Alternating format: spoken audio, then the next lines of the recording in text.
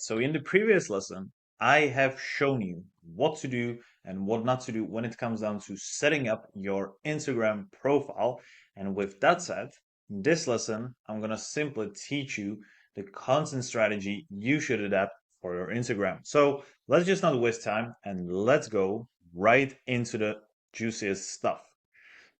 So here's what we're going to cover today. So first of all, we're going to cover types of content on Instagram, which will be posts, stories, reels, and IGTV. We've already kind of gone through that, but we're going to go over it again. Then we are going to go over something I already mentioned in a previous lesson, which is crafting a cohesive visual aesthetic.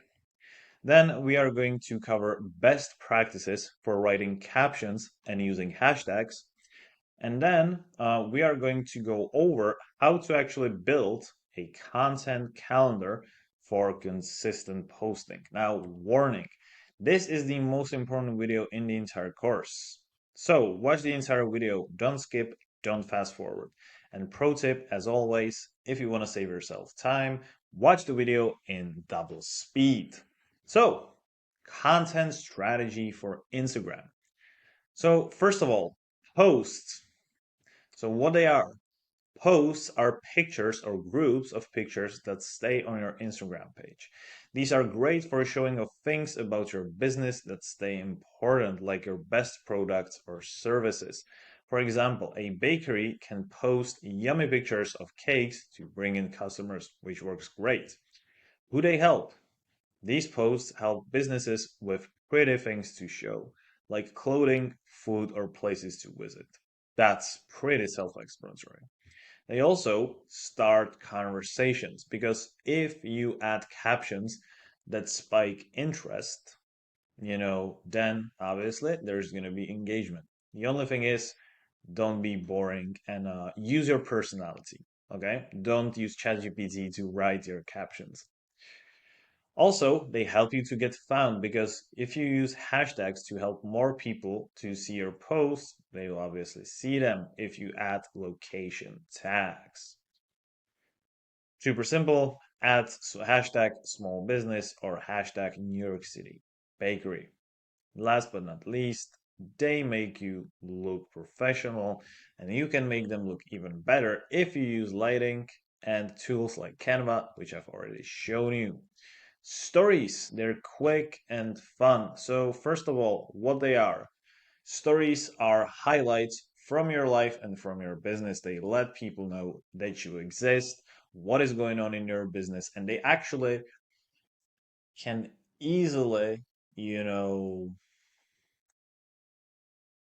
increase your authority because if you show you're actually a real person who's working hard, in your brand, and if they see day-to-day process for like a year or so, then guess what? They're going to trust you more, respect you more, and if they respect you more and trust you, there's obviously a higher chance of them hiring you. You can also show fun or behind the scenes moments.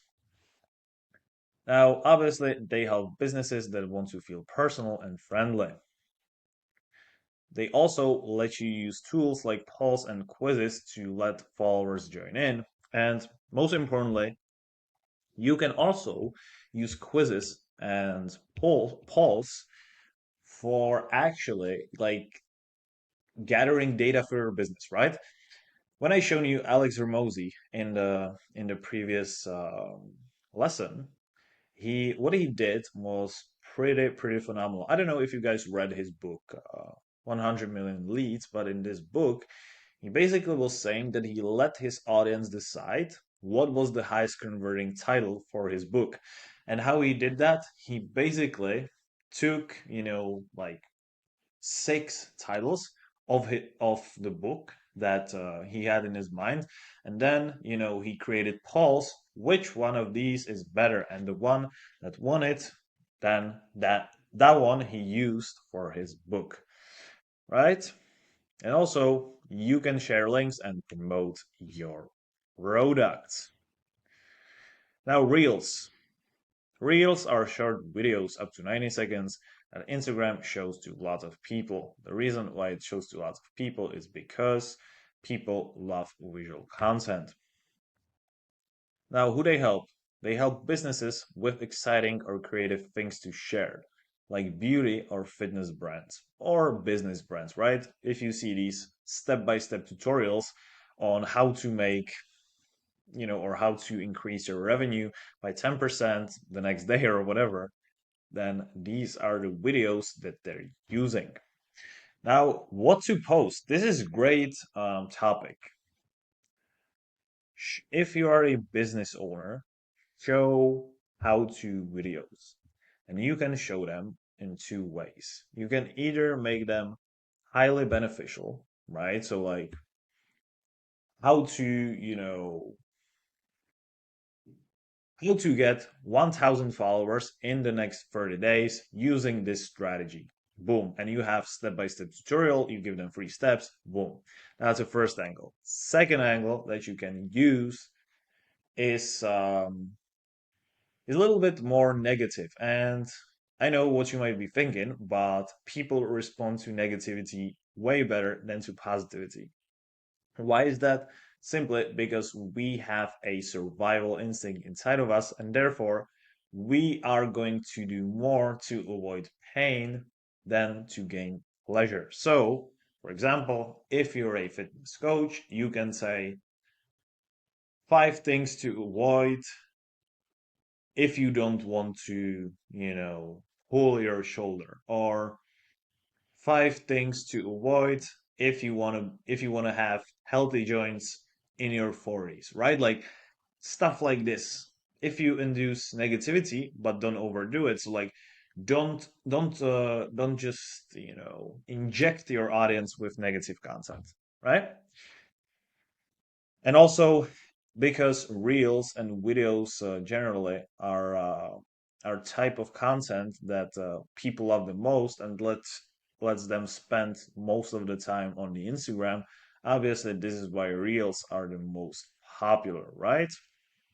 And then in your reels, you can use call to actions, right? Like follow us for more tips, click here to, get your free guide and stuff like this. Now, IGTV, long and helpful videos. What is it? So first of all, IGTV lets you post longer videos, up to 60 minutes. You can use it for teaching or storytelling. So a yoga teacher can share a full class, right? It's like absolutely unbelievable stuff. Like if you can give away this type of content for free, expect good reputation. Who they help? They help businesses that explain or teach, like coaches or artists. They also let you show expertise, which increases your credibility. Now, these also expand your reels, right? Because if your reels get people interested, then you can expand on that one short reel and give them the full secret. And you can connect them together, right? You can say like, if you like this video, you can then, have a look into my masterclass I dropped here. And you just give them a link. That is pretty much it. Now, how to craft a cohesive visual look. Now, if you've watched the previous lesson, and I highly recommend you to do that because it follows up to this one, then you know the importance of crafting a cohesive visual hook. So, first of all, you have to know your brand. You have to pick a feeling. Think about how you want people to feel when they see your post. Do they want to feel fun, fancy, or relaxed? That's a good question. So, example, right? A jewelry brand might go for classy and elegant. So, you don't want to look childish.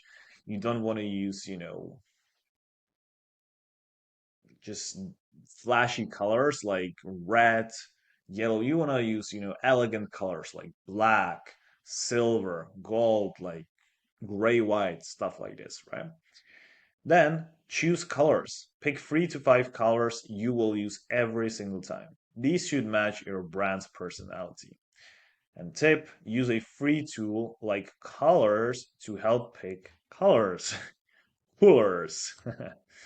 Then pick fonts. Now, if I were you, use font called Futura. And Futura font is basically a font that's being used by the biggest brands in the world, like Nike, Adidas, Puma, and brands like this. And because you're not even realizing it, but because you see so many of these brands using the same font, we as humans are programmed to, approve this kind of font. So again, don't try to reinvent the wheel, use this font. Also, another great font is Montserrat, or let me just think, Interfont. So Montserrat, Inter, or Futura, which like Futura is the best one, right? Next one, add your logo. Decide if your logo will go on your pictures. If yes, make sure it's always in the same spot. That's very important. And last but not least, get inspired. Just look at people, in your niche, how they're doing that and get inspired. If you're trying to come up with every single thing from scratch, it's just going to take you forever. I'm not telling you to copy people, that's the worst thing, but get inspired because getting inspired will, make you unstuck and will allow you to progress way further. And speed is one of the most important things in business. Okay.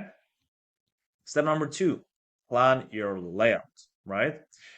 Decide how your Instagram grid will look. And when I'm talking about Instagram grid, I mean this.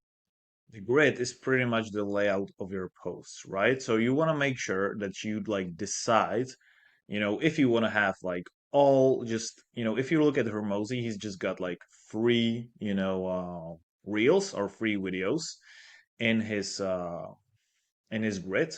Some people have like two pictures, one on left, one on right, and then, reel in the middle. You just got to decide.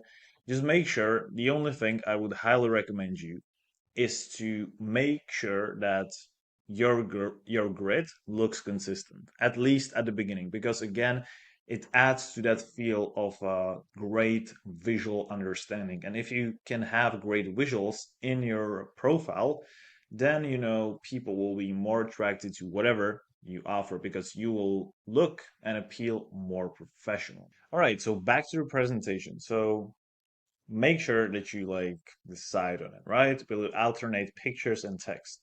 Will you use rows? A travel page, for example, might alternate photos of places and tips, right?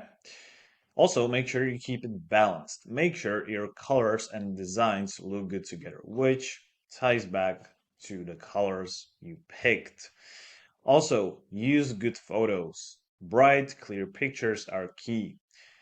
Use either natural light outside or a simple light setup. And honestly, to be honest with you, like it's not expensive at all. Like if you want to get like for photos, it's just best to have an iPhone, like iPhone 12 minimum or iPhone 13, which I personally got for like $300 and it's way worth it, right? And then you can get a ring light, which will cost you like $50 and will create absolutely awesome light. So do that. Like to look professional to like it's so easy to look professional today. You don't have to invest like thousands of dollars into equipment. Obviously, like if you want to look like these high level creators, then you need to, but like you don't need to do that at the beginning, right? So, next thing you need to do is to center your content, right? Make sure that everything, which means, all the important parts are easy to see and that your content is centered, that it's in the middle. You don't want to have your important text like, in the corner. That's a disaster. The content needs to be easy to digest, right? Step number three, make templates, which, if you have left and right photo, you can always have certain color and certain style for left photo, and then you can just add additional content to it the same way you can do it, for a right photo, and then for the middle post, which is going to be your reel, you can also have a template. So in that way, you will get a cohesive visual hook, right? Next up, add your brand. Use your colors, fonts, and logo in every template. Then save them. Keep them ready to go. Also, make sure you've got different sizes. Make templates for stories, reels, and regular posts. And next thing, you want to make sure you stay fresh. Update your templates now and then to keep things interesting. Don't just become boring, right? Step number four, edit photos well. Use tools. Apps like Canva can help fix brightness, contrast, and more. And again, I've shown you, you can literally just, if you get Canva for $20, and by the way, this is not in any way, shape, or form sponsored content, you can like get for $20 per month everything, right? And Canva, when it comes down to YouTube, Instagram, TikTok, other platforms like this, Facebook, they got ready to go templates for these platforms because they know people struggle with creating content and they don't want to waste their time, going into Photoshop or hiring like some hardcore, photo editor that's going to do a good job, but it's going to also cost them, multiple five figures, right? So that's pretty much that. Um, Then also keep the photos natural, right? If you do too much editing, you will just look fake. And save time. If you edit a bunch of photos at once, it will save a lot of time, right? So that is pretty much that. Now, the next thing you should do, you should just track your posts, right? See which posts perform the best and double down on them, right? And you can do that into Insights, Instagram's Insight tool to see what works, right? And I'm going to show it to you where you can access that. All right, so we are inside our account again. And what we're gonna do, again, the same thing is on mobile. Right now I'm just on my computer. Um, what we're gonna do is that we're gonna go to dashboard right here. Then we can go to insights and we can either, check our account, how our account is performing, or we can go to content, right? Now, obviously I haven't posted you know, any content in the last 30 days or 90 days because I'm not using my Instagram anymore. However, if you just check it right here, you can then are going to see all the important metrics, right? So that's for this. And by the way, we are going to go over all the important metrics, so don't worry about that. I just wanted to show this to you right now, okay? Now, like I've told you, you can then use, Instagram stories for feedback, like I told you in the Alex Ramosey's example. Also, make sure to follow trends. Keep your style updated with what's popular and be real. Don't be fake. Don't pretend something that you are not. And also, be open to trying new things. Now, best practices for writing captions and using hashtags, right? So, first of all, how to write crazy good captions. So, if you guys don't know, captions are basically descriptions of your post, right? So, first of all, first thing that you need to do is to start with a hook, right? Begin with the number one mistake most business owners make to grab attention. You basically want to start with something that's customer centric, customer oriented, right? You want to grab the attention of others by appealing to their needs. Very simple. Be clear and professional, right? That's another thing. Use structured lists. So, for example, why our clients love us, or here are 5 tips, to lose up to 5 kg of fat in the next 30 days. And then you just list out, very simple. Just make sure you write at third grade level. You are friendly, you are conversational, you are very easy to understand, and you don't sound like a robot. Talk to your audience like you would talk to your friend at a bar. And that's not an irony. Like, that's a real thing. I'm not joking when I'm saying this, right? So Yeah. You see, very simple.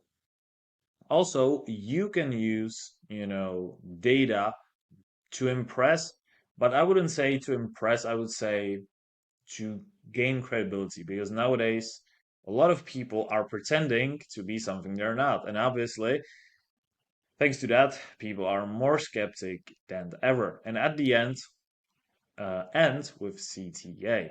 Make sure that the call to action is very simple to understand, right? So, for example, sign up today or schedule a free demo. Just tell your audience what they can expect, right? Now, how to use hashtags. So, use niche hashtags, right? So, a graphic designer might use brand identity design and hashtag logo creation tips. Next one, research competitor tags. Look at what hashtags similar businesses are using successfully. Focus on industry specific tags. Examples, e-commerce tips, marketing strategy, startup success. Limit yourself. That's important. Stick to 5 to 10 high quality hashtags to keep your posts professional. Localize when relevant. So if you have a local service, use local hashtags, right? So hashtag Dallas accounting, for example. Now, common mistakes when it comes down to hashtags and captions to avoid. So let's see. First of all, generic captions. That's the biggest mistake. Instead of saying we're the best in the industry, say we helped 200 clients cut costs by 20%. Don't overload with hashtags, right? Avoid cluttering your posts with 20 plus tags. Keep it clean and relevant. Ignoring engagement. Respond to every comment or question to build trust.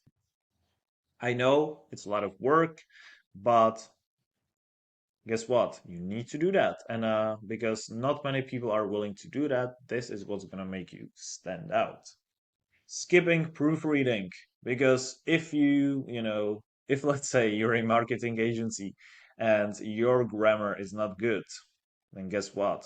People are going to see through that and they're going to be like, why should I even trust these guys when they can't write, a simple sentence at third grade level. Using outdated hashtags, that's very common mistakes. First of all, check trends to ensure your tags are still active and relevant. Just check your competition. After we've done this, let me show you how to build a content calendar for consistent posting. So, first of all, let me start by telling you why consistency matters for businesses. It helps you stay relevant. It also helps you gain advantage or and favor with the algorithm, right? Algorithm likes people who stay on the platform. Also, you can plan around campaigns, right? A calendar ensures posts align with promotions or launches. It also helps you track progress, right? Because if you have a schedule, it's then way easier to measure which content drives results. And last but not least, it helps you reduce stress. So, how to build a content calendar for consistent posting. So, steps to build a content calendar, right? So, first of all, define objectives, right? So, for example, increase newsletter signups by 15% this month, right? You need to have a clear goal, clear objective, and then based on that, everything else is going to follow. Then, plan around key dates, mark holidays, product launches, and industry events. Then, batch content creation. Write and design 2 weeks worth of posts in one sitting, right? You don't want to be creating content 3 times a day. You have to be strategic about this. And then break down themes. So, for example, on Monday, you're going to give your audience tips for business growth. On Wednesday, you are going to share client success story. On Friday, you are going to showcase your product or service. On Saturday, you can do Q&A, stuff like this. And then what you need to do, you need to review weekly. You need to have systems in place, right? You need to use data to adjust upcoming content. You just don't want to be, doubling down on something you don't even know whether it works or not, right? Very simple. Now, let me give you some tips and tricks for tools to simplify content planning. So, first of all, Trello for organization, right? If you guys don't know what Trello is, it's basically helps you create a board for ideas, drafts, and scheduled posts. It's a very simple tool. Check it out. It's great.